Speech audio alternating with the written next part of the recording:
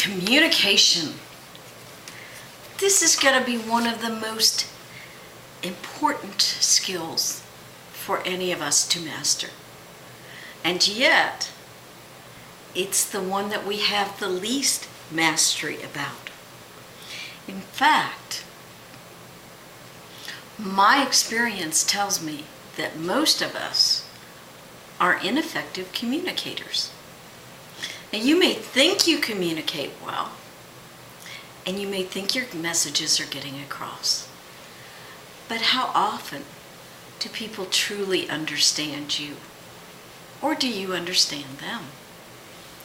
Today, I want to talk with you about the steps in effective communication. But before I get to those steps, I want to share a little story with you. This topic really always reminds me of a group that my husband Chuck and I led a number of years ago with people who were going through and doing their own transformational journaling and healing their souls. We had a group of couples and we were teaching them about communication. And as we started walking through the steps, one of the men in the group just started laughing. Of course, that stopped the group and everybody looked to him to find out exactly what was so funny to him. And he, of course, explained to us. He said, "This is exactly what I learned in my management training. I never thought about bringing it home." Of course, that got all of the rest of us laughing too, because it's amazing how many skills we learn in different places and only think we can use them there. The skills of effective communication are helpful no matter where you are, no matter who you're speaking with. You can use them with a child, you can use them with an adult, at work, in your relationships, in social situations, maybe even in your church or synagogue. It really doesn't matter. What we really need to remember is, what are those steps? And in this lesson, I lay those steps out for you, step by step. And then I give you an example. Let me just briefly touch on those. What's the first thing that happens when you start a conversation? One person talks. Remember, talk, talk, talk a little bit. One person talks, and while they're talking, the other person is kind of half listening, but they're probably doing what most people do, and that is thinking about either how they're going to respond or another question to ask. In fact, you're probably doing that right now with me. Caught you.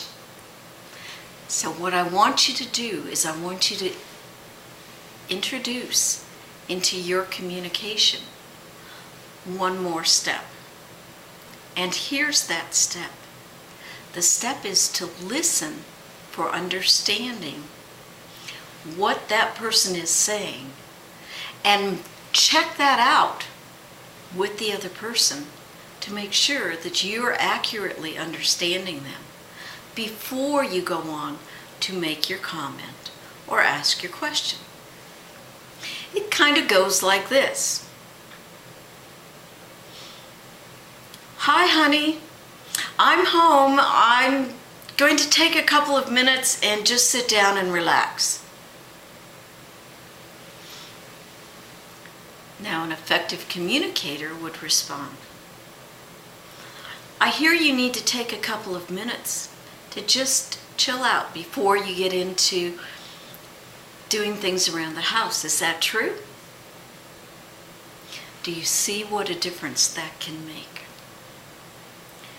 The other clue in all of that is silence. We think that we have to fill up all the airspace. There can be no space for just silence. What I'm here to tell you today is silence is a very important part of effective communication. It says I'm taking what you have to say very seriously, and I'm listening very quietly to make sure I get the full message before I move on. Now, once I have that message, and I've clarified that I have that message, then I'm going to have a short pause again, one of those silent spaces, where I make sure I have my response framed the way I want it framed, or my question framed the way I want it framed. There's nothing wrong with that. Silence is a very important part of communication. And I want you to learn that today.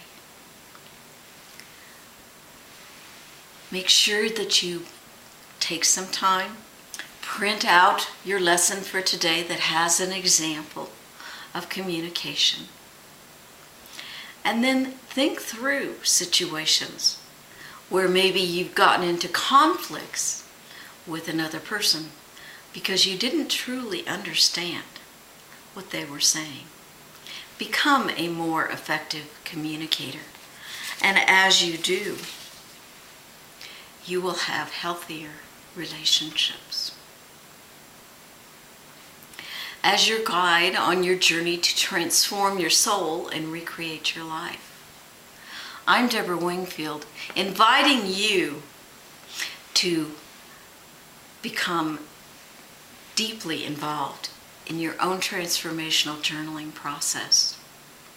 Be sure and stay in contact with me through my email, drdeborah@houseofpeacepubs.com.